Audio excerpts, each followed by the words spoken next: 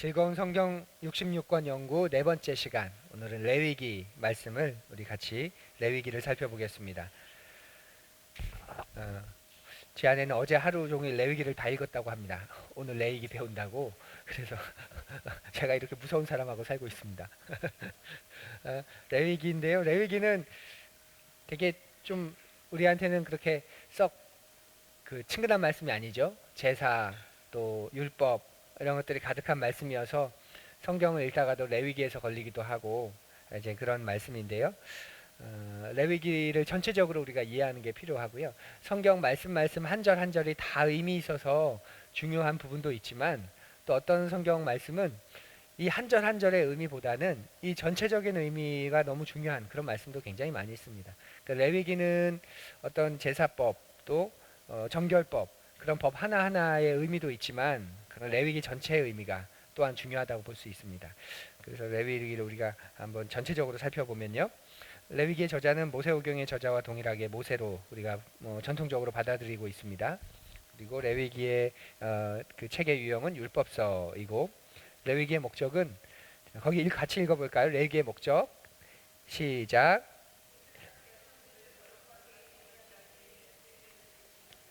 예, 이스라엘 백성들을 거룩하게 하는 게 레위기의 목적에 있습니다. 왜 이스라엘 백성을 거룩하게 하길 원하시죠? 출애굽기에서 시내산 언약을 맺으셨잖아요. 이제 하나님과 상관이 있는 사람들이 돼버린 거예요, 이스라엘이.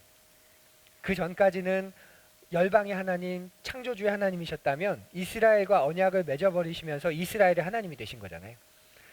그러니까 이제 이스라엘은 하나님 앞에 특별한 사람이 되었기 때문에 하나님은 그 이스라엘을 하나님의 백성답게 살기를 원하시죠. 그래서 그 거룩한 삶을 어떻게 살아갈 수 있는지를 보여주시는 것, 그것이 레위기의 중요한 목적입니다. 그럼 어떻게 거룩함을 유지할까? 기준들이 있어야 되잖아요.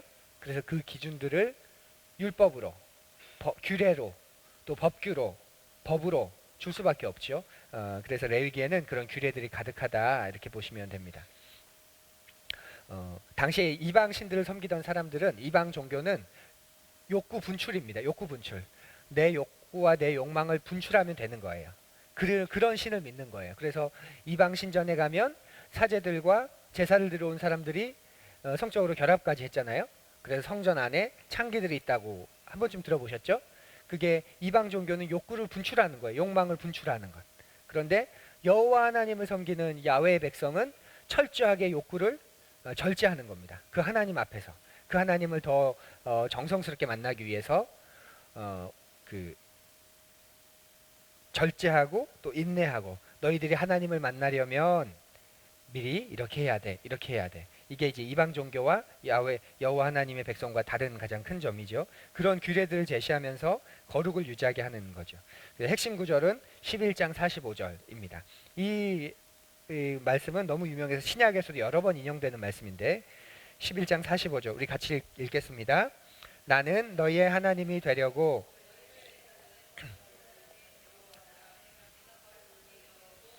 네, 많이 들어보셨죠? 내가 거룩하니 너희도 거룩할지어다. 너무나 유명한 말씀이죠. 이 레위기 핵심 구절이기도 하고, 신약에서도 이 말씀을 굉장히 예수님도 인용하실 만큼 중요한 말씀입니다. 내가 거룩하니 너희도 거룩할지어다. 이스라엘 백성을 거룩하게 만드시려고 하는 이유가 하나님의 백성이기 때문에 그 하나님을 닮도록 하는 것. 그래서 내가 거룩하니 너희도 거룩하라, 이렇게 말합니다. 그래서 하나님이 가지고 계신 모든 성품에 기초가 있다면 뭘까?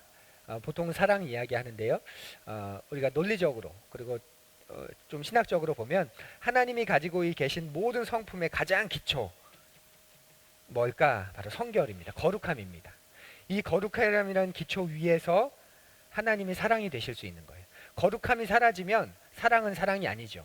그건 그냥 내 이기심일 수밖에 없죠. 내 편애, 그런 것밖에 될 수 없는데, 하나님의 사랑이 진짜 사랑일 수 있는 건 그분이 거룩하신 그 기초의 성품의 기초에 있기 때문입니다. 하나님의 전능하심도, 그 하나님의 전능하심이 무섭지 않은 이유는 하나님이 거룩하신 분이기 때문에. 전능한 건 독재자잖아요. 독재자가 가지고 있는 권력과 그 힘은 무섭습니다. 그런데 하나님이 가지고 계신 힘을 우리가 무서워하지 않는 이유는, 그 하나님의 전능하심을 찬양할 수 있는 이유는 그분이 성결하신 분, 거룩하신 분이기 때문에 그런 거예요. 전지하신 것도 하나님 모든 걸 다 하신대요. 그런데 그 하나님이 두렵지 않은 이유는 그 하나님의 성품의 기초가 성결이기 때문에. 그래서 자비도 심판도 은혜도 이런 모든 것들이 하나님이 거룩하신 분이시기 때문에 그 위에서 더 온전해지고 더 완전하게 우리가 바라볼 수 있는 것이죠. 그래서 우리 교회 교단의 이름이 성결교입니다. 정말 중요한 의미 있는 성결교입니다. 자, 레위기를 읽고 난 후에 우리가 한 가지만 기억한다면, 자, 뭘 기억할까? 거기도 읽어볼까요? 하나님은 백성들이 자신과 같기를 원하신다. 하나님의 규례를 바로 그것이다. 예, 레위기를 이걸 생각하시면 되는 거예요. 레위기는 하나님이 백성들이 자신과 같기를 원하신다. 그래서 하나님의 성품을 표현해주는 그런 규례들을 나타내신 것이고, 그 규례들을 지키면서 하나님이 이렇게 거룩하신 분, 이런 분이시구나 우리가 알아가게 되는 것. 그것이 레위기의 목적입니다. 그래서 그런 마음을 가지고 읽으시면 레위기가 그래도 좀 의미 있게 점점 읽혀질 수 있습니다. 레위기는 되게 간단합니다. 율법들이 나열되어 있기 때문에. 그래서 오늘 페이지가 그렇게 많지는 않은데요. 자, 레위기 전체가 27장까지 있죠. 그 1장부터 27장 전체가 다 법과 규율들의 이야기입니다. 다 어디를 펴건 법과 규율들, 율법들이 나와 있습니다. 그 예물에 대한 이야기들이 있고, 그러니까 제사법이죠. 제사를 드릴 때 예물은 이렇게 드려라. 이런 예물이어야 한다. 그런 예물에 대한 법, 그리고 제사장과 관련된 법, 그리고 음식과 관련된 법, 건강, 또 매일의 삶과 관련된 그런 법들이 있고, 또 절기, 기념일, 축일 그런 것과 관련된 중요한 또 법들이 나오고요. 규례들이 나오고, 율법들이 나오고, 또 보상과 형벌, 다른 사람에게 해를 끼치면, 그리고 또 여호와의 말씀에 순종하면 혹은 불순종하면 어떻게 될 것인지 거기에 대한 보상 그리고 형벌 이런 규율들이 율법들이 1장부터 27장까지 곳곳에 가득 들어 있습니다. 자, 그러면 그걸 조금 더 우리가 좀 분리별로 나눠 보면요. 1장에서 7장까지는 자, 예물에 대한 법이 제사법과 관련된 그런 제물에 대한 법들이 많이 나열되어 있습니다. 백성은 율법에 따라 하나님께 예물을 드렸고, 예물에는 동물, 곡식, 그리고 번제다는 의미는 또 다른 여러 품목들이 있었습니다. 포함되고 각 예물들은 각각 다른 목적으로 드려졌지요. 그래서 이 페이지에 보시면 1장에서 7장 나오는 큰 5가지 하나님이 명하신 5가지 제사법, 제사가 나옵니다. 5가지가 뭘까요? 번제, 소제, 화목제, 속죄제, 속건제. 예.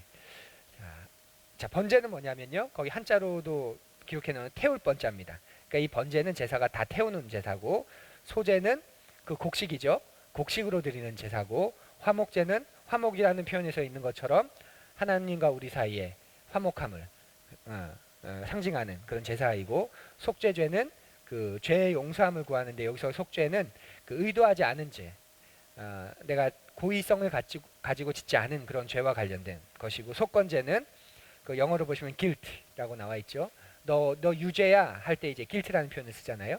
그래서 이건 어떤 보상이 필요하거나 또 의도가 들어가거나 절도 같은 그런 의도 있는 죄를 지었을 때 배상해야 될 때 우리가 드리는 제사 이런 5가지입니다. 그래서 조금 살펴보면 번제는 성막 언제 드렸냐면 성막에서 매일 아침 저녁으로 드립니다. 그리고 각 개인도 번제를 특별한 제사를 이런 드릴 수 있었죠. 무엇을 드렸는가? 황소와 순양과 비둘기와 집비둘기 이런 수컷들을 드립니다. 번제에서는 왜 그렇게 그리고 번제는 왜 드리냐면 하나님을 향한 헌신의 행위입니다. 그리고 비의도적인 죄의 속죄를 위해서 번제를 또 드리기도 합니다. 자, 번제 그러면 또 유명한 말 솔로몬의 일천번제라는 말이 나오는데요. 자, 솔로몬의 일천번제 이걸 어디서 끊냐에 따라 좀 달라집니다. 어디서 끊냐에 따라 일천번제라는 이 네 단어를 어디서 끊을 거냐. 보통은 어디서 끊죠? 일천번 제 여기서 끊죠. 일천번 끊고 제사다. 그래서 1,000번을 드려야 된다. 이게 1,000번제. 솔로몬이 1,000번제가 이제 그런 의미라고 보는데, 아니, 1,000번제는 그게 아니에요. 번제 1,000에서 끊어야 됩니다. 1,000 끊고 번제. 이해되세요? 1,000번을 드린 제사가 아니라 1,000번제라는 말입니다. 이게 뭐 무슨 말하고 같다고 보시면 되냐면, 이게 뭐 그렇게 끊으나 그렇게 끊으나 뭐 번제를 1,000번 드리나 1,000번의 제사를 드리나 뭐 같은 말 아닌가 이렇게 말할 수 있는데, 이게 그러니까 어떤 말과 같냐를 보시면 이게 확 달라집니다. 자, 1,000번제가 어떤 말하고 같냐면 우리가 흔히 하는 말 중에 만왕의 왕 할 때. 자, 만왕의 왕 할 때 이 만왕이 만명의 왕이 아니죠. 그죠? 천하 만민 할 때 이 만민이 만명의 민족 백성이 아니잖아요. 이 말은 전체를 포함하는 거잖아요. 그냥 당시 오늘날은 뭐 억조까지 세지만 그 당시에 100만 넘어가도 엄청난 수였어요. 그죠? 100만 넘어가도 천이 넘어간다. 천석군 이건 어마어마한 사람이고 만석군은 뭐 말할 것도 없는 그런 사람이고.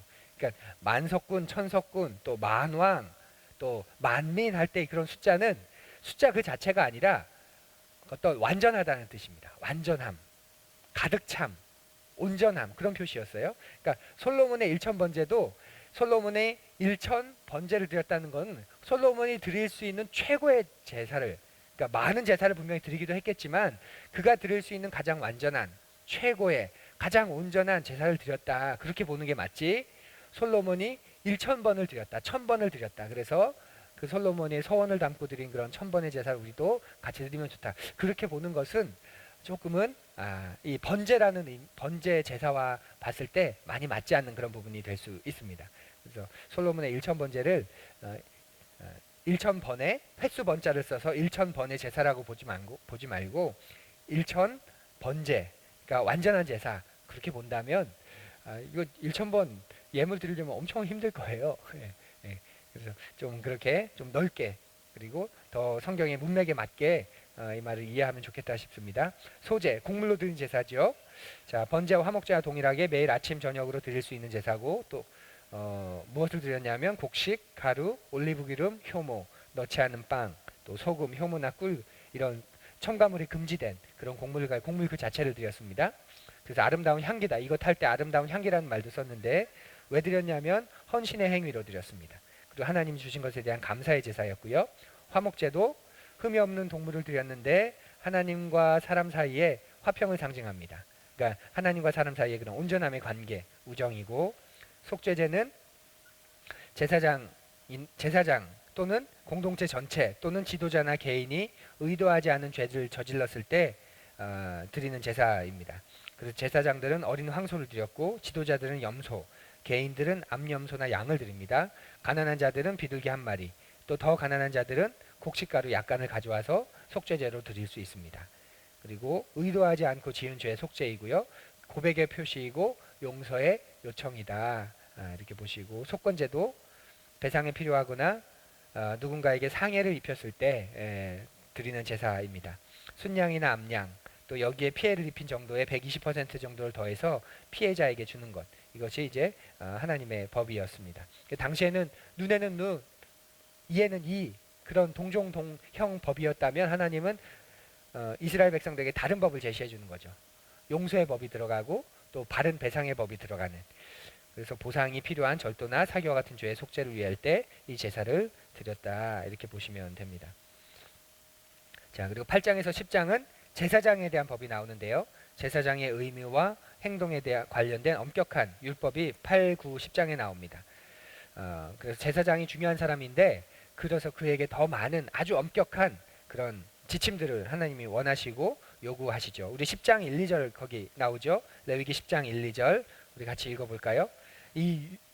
그 법을 지키지 않았을 때, 특별히 더 엄격하게 제사장들에게 요구하는데 이 법을 지키지 않았을 때 어떤 일이 발생했는지 10장 1절과 2절 우리 같이 읽겠습니다. 아론의 아들 나답과 아비후가 각기 향로를 가져다가 여호와께서 명령하시지 아니하신 다른 불을 담아 여호와 앞에 분향하였더니 불이 여호와 앞에서 나와 그들을 삼키매 그들이 여호와 앞에서 죽은지라. 제사장이 하나님 명하신 대로 제사를 드리지 않자 죽게 됩니다. 그만큼 하나님은 제사장들에게 엄격한 그런 더 높은 수준을 원하시는 거죠. 이 세상은 힘을 갖기를 원해요. 그냥 힘이 있으면 어떻게 되죠? 내가 하고 싶은 걸 할 수 있잖아요. 그래서 명예를 갖기를 원하고 힘을 갖기를 원하고 정치인도 되기를 원하고, 다 손가락질을 하면서도 정치인처럼 그런 힘을 가지면 얼마나 좋을까. 왜냐하면 힘이 있으면 있을수록 사람들로부터 예외적인 그런 대우를 되게 많이 받을 수 있고, 또 내 힘을 가지고 내가 많은 걸 누릴 수 있고, 그래서 이 세상에서는 힘이 있으면 있을수록 더 환영하지만 하나님 백성은 그 반대이죠. 하나님은 힘을 가지면 가질수록 그 사람에게 더 엄격한 법을 원하십니다. 더 엄격한 법을 요구하세요. 그래서 제사장들에게는 더 많은 법을, 더 철저한 법을 요구하십니다. 그리고 그것 때문에 지켜야 될 법들이 더 많아지고, 그래서 그것 때문에 하나님으로부터 책망을 더 많이 받기도 하고, 그게 제사장의 모습이죠. 지도자의 모습입니다. 그래서 하나님 나라에는 쿠데타가 없다는 유명한 말이 있습니다. 이해되세요? 이 세상에는 쿠데타가 존재합니다. 왜죠? 내가 쿠데타를 일으켜서 내가 딱 권력의 정점에 서면 내 세상이 되는 거잖아요. 근데 하나님 나라에서는 내가 힘을 가지는 그 순간 이제 하나님은 이제 너 더 나처럼 돼야 돼, 이렇게 요구하시는 거예요. 그래서 더 많은 율법들, 규율들이 그에게 굴고하죠. 그러기 때문에 하나님 나라에서는 쿠데타가 없다. 지금도 하나님 따르기 힘들고, 지금도 하나님의 말씀을 순종하는 게 이렇게 어려운데 제사장이 돼서, 지도자가 돼서, 우와, 이런 거죠. 목사만 돼도 더 엄격하게 원하시는 말씀들이 많지 않을까요? 너는 목회자잖아. 너는 말씀을 가르치는 자잖아. 너는 다른 사람은 뭐 해도 너는 그러면 안 되지. 하나님 그런 부담과 그런 삶의 지침들을 많이 주시죠. 그런데 와, 그런 사람 되고 싶을까? 이런 마음이 들 때가 있습니다. 그러니까 하나님 나라에는 그래서 쿠데타가 없다. 이 말을 우리가 좀 잘 이해하면 하나님 나라가 어떤 곳인지, 그리고 그 속에서 그 하나님 나라를 움직이는 게 뭔지, 바로 본이라는 거예요. 본. 세상은 명령으로 움직이지만 하나님 나라는 본으로 움직입니다. 더 많은 힘을 가진 사람이 더 하나님께 철저히 순종하는 본을 보면서 그 다음 사람, 그 다음 사람, 그 다음 사람들이 그 순종을 따라가는 것. 이게 하나님 나라인 거죠. 세상은 반대죠. 힘을 가진 사람들이 지켜라 하고 더 많은 것들을 밑에 사람들에게 요구하지, 자기는 그런 걸 지키지 않습니다. 그래서 제사장과 관련된 8장, 9장, 10장 그 엄격한 법들을 보면서 하나님 나라는 모범으로 움직이고, 그래서 위로 올라가면 올라갈수록 더 많은 순종과 더 철저한 순종을 원하시는구나, 이것을 생각할 수 있습니다. 자, 11장부터 22장까지는 이제 음식과 건강, 이런 일상생활과 관련된 율법들이 가득 있습니다. 그리고 율법의 많은 부분이 백성의 건강, 또 천막의 청결과 관련된 그런 기준들이 나오게 되죠. 자, 그래서 그 가운데 우리 한 부분만 보면요, 12장 6절에서 8절 한번 볼까요? 태어난 아이들과 관련된 그 법입니다. 일상생활 가운데서 신생아가 태어났을 때 이 아이와 관련된 법이 12장에 나오는데, 그 가운데 6절에서 8절 우리 세 절을 한번 읽어보겠습니다. 다 함께. 아들이나 딸이나 정결하게 되는 기한이 차면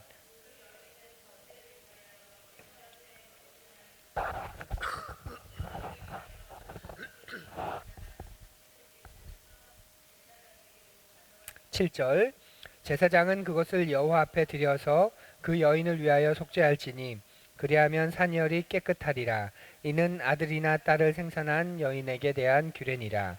그 여인이 어린 양을 바치기에 힘이 미치지 못하면 산 비둘기 2마리나 집비둘기 새끼 2마리를 가져다가 하나는 번제물로 하나는 속죄물로 삼을 것이요 제사장은 그를 위하여 속죄할지니 그가 정결하리라. 아이들이 태어나면 하는 정결 예식입니다. 산모에 대한 정결 예식도 있고 이 아이에 대한 정결 예식도 있는 거예요. 그래서 이 아이를 성전으로 데리고 와서 이 당시엔 성막이죠. 성막으로 데리고 와서 제사장 앞에서 이제 이런 정결 예식을 했습니다. 그래서 이 아이가 이제 태어나고 뭐 요즘에도 3-7일 그렇게 말하는 것처럼 그 엄마와 집안에 가만히 있다가 이제 좀 면역력이 생기고 나가도 될 때가 되면 이제 이 아이를 데리고 제사장 앞에 가서 이 아이가 이제 하나님의 아이입니다, 이렇게 하는데, 뭘 하냐면 1년 된 어린 양을 가져서 이제 바치라, 이렇게 말을 합니다. 그런데 그게 어려우면 8절에 힘이 미치지 못하면 어린 양을 바치기에 산비둘기 2마리나 집비둘기 새끼 2마리를 가져다가 하나는 번제물로 하나는 속죄제물로 바쳐라. 그래도 된다. 이게 이제 아이들이 태어났을 때 정결 예식이에요. 자, 누가복음 거기 밑에 하나 적어놨죠. 누가복음으로 잠깐 넘어가 볼까요? 누가복음 2장 22절. 누가복음 2장 22절입니다.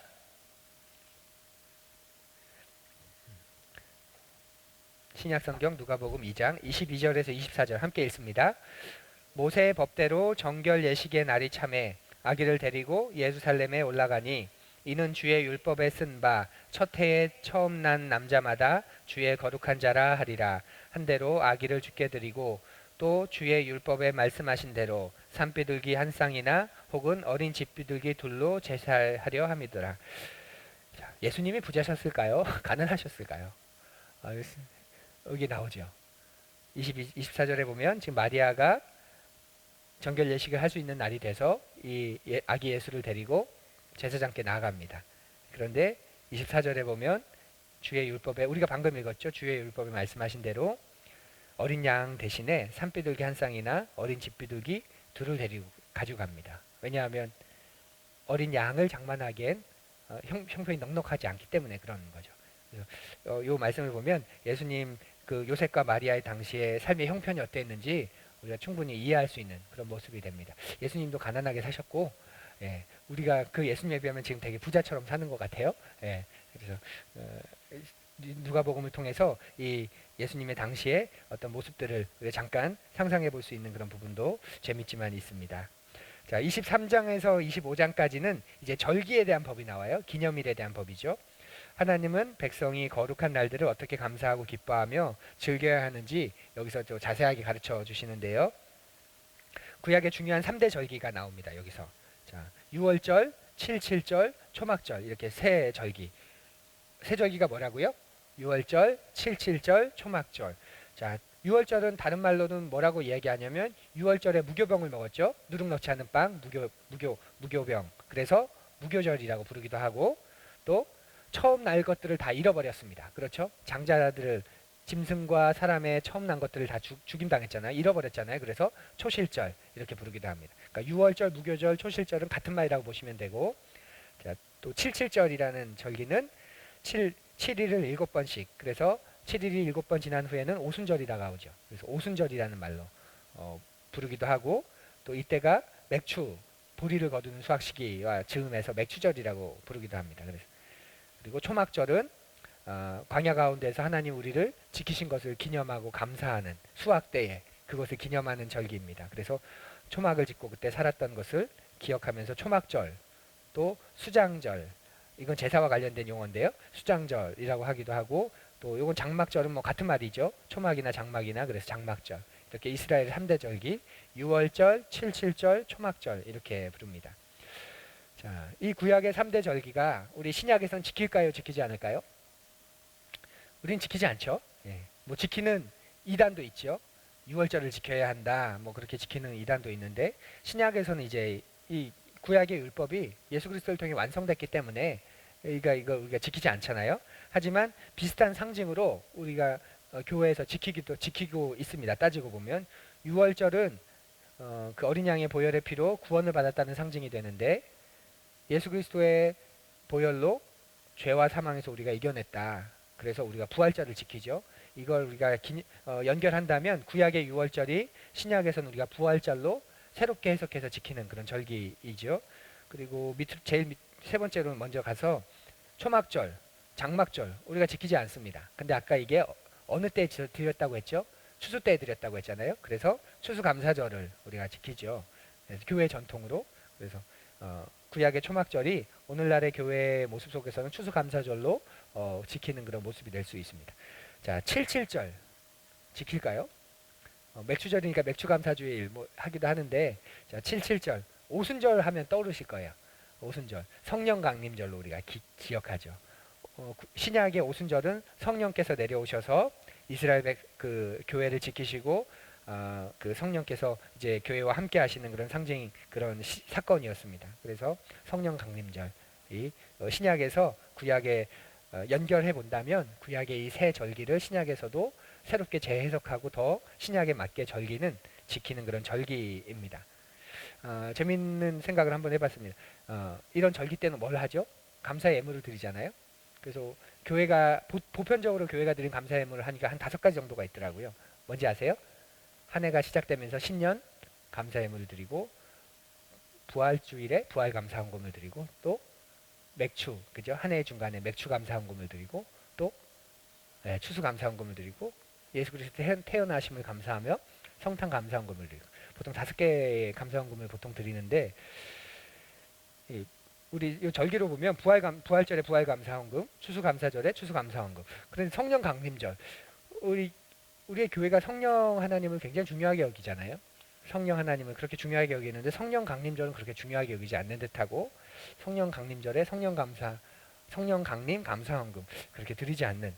그래서 재미있다. 우리는 성령 하나님을 굉장히 중요하게 생각하는데 성령을 붙들고 살아야 한다고 생각하는데 정작 뭐 성령 강림절보다는 신년이 더 중요하고 또 뭐 맥주 감사절이 더 중요하고, 그래서 그때는 감사헌금까지도 드리고, 그래서 그런 생각을 좀 우리가 해볼 수 있습니다. 그래서 성령 강림절은 굉장히 중요한 절기라는 것 우리가 생각해 보기를 원하고요. 26장, 27장 마지막 장이죠. 이 두 장에서는 이제 보상과 형벌의 규율이 나옵니다. 사람을 해했을 때에 대한 보상에도 나오지만 율법에 이제까지 쭉 25장까지 율법들을 쭉 나열했는데 이 여호와의 말씀을 순종하면, 또 순종하지 않으면 어떻게 되는지, 또 계약을 하는 방법, 또 하나님께 드리는 방법, 또 하나님께 순종하지 않았을 때 예상되는 것, 이런 것들을 26장과 27절에 이렇게 나오고 있습니다. 자, 이렇게 이제 레위기가 끝나요. 그러니까 재미가 없죠. 이런 것들만 나열되어 있으니까. 자, 그런데 마치면서 좀 한 가지를 더 생각해 보고 싶어요. 뭐냐면 27장 30절 우리 같이 읽어보죠. 그 레위기 27장 30절. 레위기 27장 30절. 자, 우리 함께 읽습니다. 30절 시작. 그리고 그 땅의 10분의 1, 곧 그 땅의 곡식이나 나무의 열매는 그 10분의 1은 여호와의 것이니 여호와의 성물이라. 여기 보면 이제 10분의 1을 해서 11조에 대한 말씀이 나오죠. 우리 히터를 좀 온풍기를 켜줬으면 좋겠는데요. 10분의 1에 대해서 나오는 11조에 대해서 나오는데 거기에 이제 옆에 한 문단을 적어놨죠. 11조는 성경적인 것인가? 이 질문을 굉장히 많이 받습니다. 그리고 많은 분들이 이런 질문을 합니다. 되게 쉬운 것 같은데 또 쉽지 않아요. 쉬운 것 같다는 건 무슨 말이죠? 성경에 나오면 지키면 되는 거죠. 뭐 어려울 거 없죠. 그런데 쉽지 않은 건 또 왜죠? 쉽지 않은 건 왜죠? 레위기에 나오니까. 그 말은 뭡니까? 율법이라는 거고. 율법은 예수 그리스도께서 완성을 하셨다 하지 않으셨다? 완성하셨다. 그래서 율법은 폐기됐다. 바울이 말하잖아요. 여기서 폐기됐다는 건 쓸모없다는 말이 아니라 전에는 율법을 통해서 하나님을 만나고 경험한다면 이제는 예수 그리스도를 통해서 그것들이 완성되었기 때문에 이걸 통해서 만나는 게 아니다. 예, 두시면 돼요. 그럼 저절로 켜질 거예요. 예, 켜놓기만 하면. 예, 이 부분이 되는 거죠.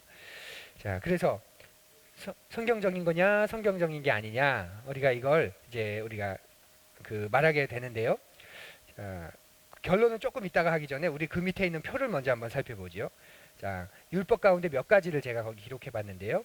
자, 18장, 레위기 18장 22절 한번 찾아보시겠어요? 레위기 18장 22절.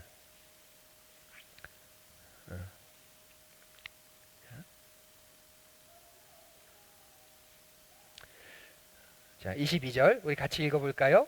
너는 여자와 동침함 같이 남자와 동침하지 말라. 이는 가증한 일이니라. 여기서 너는 남자입니다. 남자에게 말하는 거죠. 너는 여자와 같이 남자와 그렇게 하지 마라. 동성애를 말하는 거죠. 예. 성경의 판단, 죄인가요 아닌가요? 예, 죄입니다. 성경에서 지금 죄라고 말하고 있습니다. 우리의 판단, 죄인가요 아닌가요? 예, 죄죠. 예. 자, 그럼 20장 13절. 자, 이유는 뭐냐면 성경에 그렇게 말하기 때문입니다. 자, 20장 13절을 한번 보죠. 20장 13절. 20장 13절. 읽습니다. 누구든지 여인과 동침하듯 남자와 동침하면 둘 다 가증한, 이거 제가 잘못 찾았네요. 이거 같은 건데 찾았습니다. 예, 그거 넘어가고요. 같은 말씀이니까 18장이나 20장이나. 자, 19장 19절. 19장 19절. 19장 19절. 자, 우리 읽어볼까요?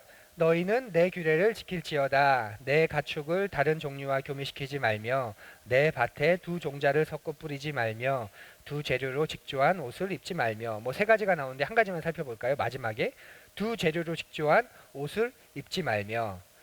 두 가지 실로, 두 가지의 다른 재료의 실로 직조한 옷을 입지 말라는 말입니다. 자, 성경은 그렇게 말하는 걸 죄라고 하나요? 죄라고 하지 않나요? 예, 죄라고 말합니다. 그럼 우리는 그렇게 만들어진 옷을 입는 걸 죄라고 할까요? 죄라고 하지 않을까요? 죄라고 하지 않아요. 지금 우리 다 그런 옷 입었잖아요. 예, 털도 들어가고 또 폴리에스테르도 들어가고 면도 들어가고 예, 죄합니다. 그 이유가 뭡니까? 율법에서 자유케 하셨기 때문에. 이건 구약의 율법이다. 폐기하셨다. 자, 19장 27절. 19장 27절 같은 장에 있습니다. 같이 읽어보죠. 시작. 머리칼을 둥글게 깎지 말며 수염 끝을 손상하지 말며.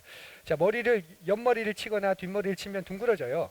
그냥 길러야 이게 잘하는 거지. 이걸 옆에 뒤에를 이렇게 깎으면 머리가 동그라집니다. 이해되시죠? 자, 머리를 둥그렇게 깎으면 죄라는 겁니다. 성경은 그걸 죄라고 말하고 있습니다. 자, 우리의 판단, 죄입니까? 죄가 아닙니까? 죄가 아닙니다. 이유가 뭐죠? 이것도 구약의 율법이다. 자유케 하셨다.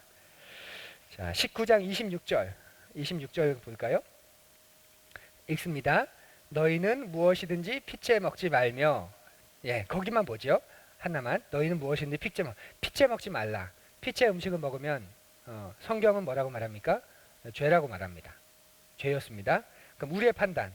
핏째 음식을 먹으면 죄인가요? 죄가 아닌가요? 예, 죄라고 하시는 분이 성경에 보면 핏째 먹지 말라 그래서 핏째 먹는 걸 되게 말씀하시는 분이 계십니다. 또 아니라고 말씀하시는 분도 계십니다. 자, 죄라고 말씀하시는 분은 왜 죄라고 말하죠? 성경에 그렇게 말씀하시니까. 그리고 죄가 아니다 그 말은 자유케 하셨다. 그러면 스테이크도 먹으면 안 되냐? 그 먹으면 안 되는 거냐? 이제 이렇게 말할 수 있죠. 자, 마지막 20장 9절 가볼까요? 20장 9절. 20장 9절. 자, 같이 읽겠습니다. 만일 누구든지 자기의 아버지나 어머니를 저주하는 자는 반드시 죽일지니 그가 자기의 아버지나 어머니를 저주하였은즉 그의 피가 자기에게로 돌아가리라. 자, 부모를 저주하는 것 성경은 죄라고 말합니다. 자, 우리는 죄라고 하나요? 하지 않나요? 우리도 죄라고 하죠. 자, 뭐 그것까지는 괜찮아요. 그러면 성경은 그게 죄이기 때문에 죽이라고 말해요. 죽이라고. 지금 죽이라고. 근데 우리는 죄라고 하는데 죽이나요? 죽이지 않나요? 네, 성경이 죄라고 말해. 그래서 여기서 좀 달라지죠. 자, 근데 한번 보죠. 우리가 지금 성경 똑같이 레위기 안에 있는 율법의 말씀들을 몇 가지만 살펴본 거예요. 그래서 성경은 죄라고 말해요. 그런데 오늘날 우리의 판단도 죄라고 말하는 게 있고, 이건 죄가 아니다 이렇게 말하는 게 지금 있습니다.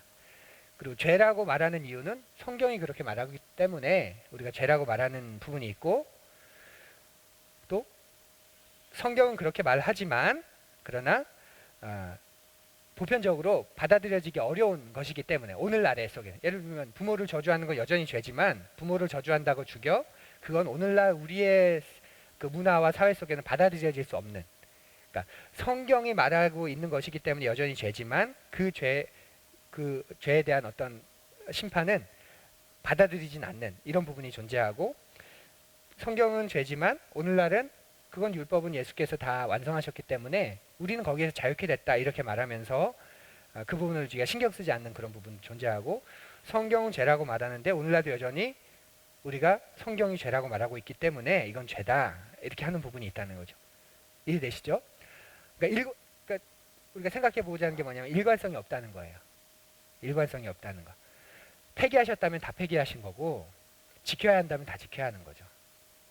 그러니까 우리가 좀 논리적으로 우리가 성경을 접근하는 우리의 신앙을 좀 세워보자 이런 거라는 거죠. 그러니까 이런 게 누구한테 어려워지냐면 불신자들이나 성경에 대해서 지금 좀 믿고 싶은데 성경이 좀 논리적이지 않다 하는 사람들한테는 이게 굉장히 어려운 그런 부분입니다. 아니 다 폐기하셨다며 근데 왜 이건 자꾸 성경을 하면서 해야 된다 그래? 그러면 이런 건 또 왜 안 해? 이렇게 되는 거죠. 자, 그래서 우리가 제일 밑에 표에 보시면 제가 율법을 하나, 둘, 세 가지 정도로 좀 분류를 해볼 거예요. 율법을 세 가지 정도로.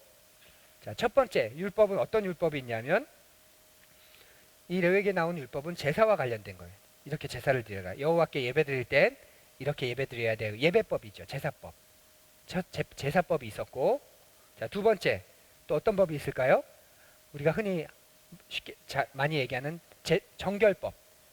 이스라엘 백성을 향한 정결 예식. 그래서 정결법이 있습니다. 그리고 세 번째로 어떤 법이 있을까요? 이건 그 레위기를 읽어보시면 알겠지만 일상생활에 대한 것도 많이 있잖아요. 그리고 다른 사람에게 손해를 끼쳤을 때 어떻게 해야 되는지 그런 것까지 계약을 할 때는 어떻게 계약해야 되는 건지 도덕법까지 있습니다. 도덕법. 너희들이 이렇게 살아 이런 윤리 수준을 가지고 살아야 돼. 그 세 가지입니다. 제사법, 정결법, 도덕법. 자, 예수 그리스도를 통해서 이 율법이 성취됐어요. 완전해졌어요. 그렇죠? 자, 그래서 살펴보죠. 자, 제사법. 예수 그리스도를 통해서 완전한 제사가 단번에 이루어졌습니다. 그래서 더 이상 우리는 구약의 제사를 드릴 필요가 있다 없다? 없다. 그거 완성됐기 때문에. 자, 정결법으로 가보죠. 예수 그리스도를 통해서 이 정결법도 완성이 됐습니다. 그래서 더 이상 구약의 정결법을 우리가 따를 필요가 있다 없다? 없다. 자, 도덕법으로 가보죠. 예수 그리스도께서 십자가의 죽으심으로 모든 도덕이 가장 완전한 윤리, 가장 완전한 도덕, 모든 것의 옳음과 의의가 되셨죠. 그래서 이것도 완성되셨습니다. 그러면 이제 우리는 도덕적으로 살 필요가 있다 없다? 있다. 왜냐하면 그 하나님의 그 예수님을 따르는 존재가 됐기 때문에. 이해되세요? 제사법과 정결법은 예수께서 제물이 되시면서 완성을 해버리셨기 때문에 이제 더 이상 구약의 제사, 구약의 정결 예식을 우리가 할 필요가 없어요. 그런데 이 도덕법과 관련된 건 이제 우리가 그 예수 그리스도를 통해서 하나님 나라의 백성이 됐기 때문에 그러니까 이제 도덕법도 완성됐어. 이제 그냥 살면 돼가 아니라 이제는 하나님께서 원하신 윤리 수준을 우리가 계속 가지고 살아가야 되는 거죠. 그러니까 율법을 이렇게 좀 구분할 수 있다는 거 이해되시죠? 그래서 어떤 율법은 보면 이건 뭐 제사법과 관련된 거기 때문에 정결법과 관련된 거기 때문에 우리가 더 이상 개의치 않고 그냥 무시하는 그런다 그 원리는 우리가 이해하려고 하죠. 원리는 왜 이렇게 당시에 원하셨을까? 아, 오늘날은 그러면 어떻게 예배 드리는 거 원하실까? 아, 준비하라는 말이시구나. 자기가 제사 드릴 걸 자기가 데리고 와야 되잖아요. 그리고 자기가 안수하고 자기가 잡습니다. 그럼 제사장은 그걸 태우는 일만 합니다. 그리고 올려서 하나님께. 그래서 그 제사법이 폐지됐지만 오늘날 그 제사법 주신 하나님을 섬긴다는 어떤 걸까? 아, 예배는 내가 드리는 거구나. 내가 예물을 준비하고 내가 예물이니까 내 자체가 내가 나를 준비하고 예배 자리로 나가서 내가 예배를 드리고 그리고 그 하나님을 내가 만나는 것. 그 뭐 관객으로 예배 드리는 게 아니라 목사가 다 준비하고 교회 목회팀이 예배의 모든 걸 다 준비해 놓고 나는 시간 맞춰 가서 딱 드리고 오는 그게 예배가 아니라 그러니까 구약의 제사법의 원리에 따르면 예배는 내가 준비하고 내가 신령과 진정으로 드려서 하나님께 나가는 거죠. 그래서 이런 방법들은 우리가 폐기했고 따르지 않지만 그러나 그 안에 담겨져 있는 원리는 여전히 우리가 가지고 있습니다.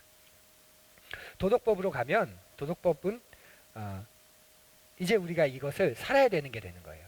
하나님의 백성은 이렇게 높은 윤리 수준을 가지고 이제 살아가야 되는 것.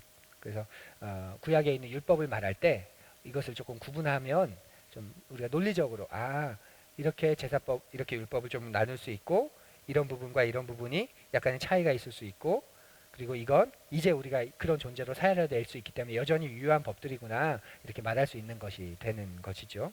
자, 그렇게 레위기를 조금 판단해 보시면 좋겠고요.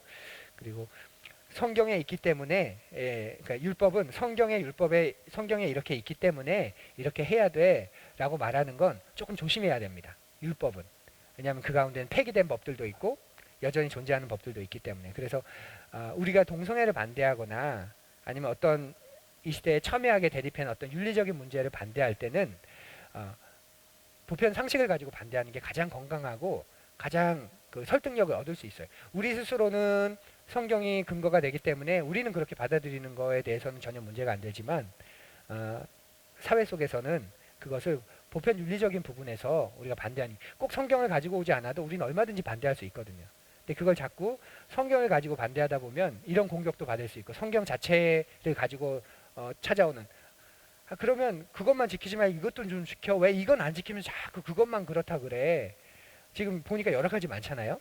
그러니까 그런 일단 성경 해석과 관련된 그런 공격들이 있을 수 있고 우리 스스로도 이거는 우리에게 허락하신 보편 윤리와 우리 사회적인 윤리와 상식에서 이건 위배되는 거기 때문에 그런 의미에서 오히려 더 세상에 있는 사람들과 연대해서 우리가 반대하고 또 투쟁하고 또 다르다는 걸 목소리를 낼 수 있는 거죠.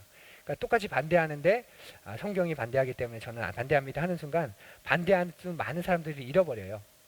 근데 이건 우리의 윤리적으로 합당하지 않은 거 아니냐. 이제까지 우리의 문화적으로 전통적으로 이 사회의 일반적인 규범 속에서는 이건 바르지 않는 것 아니냐.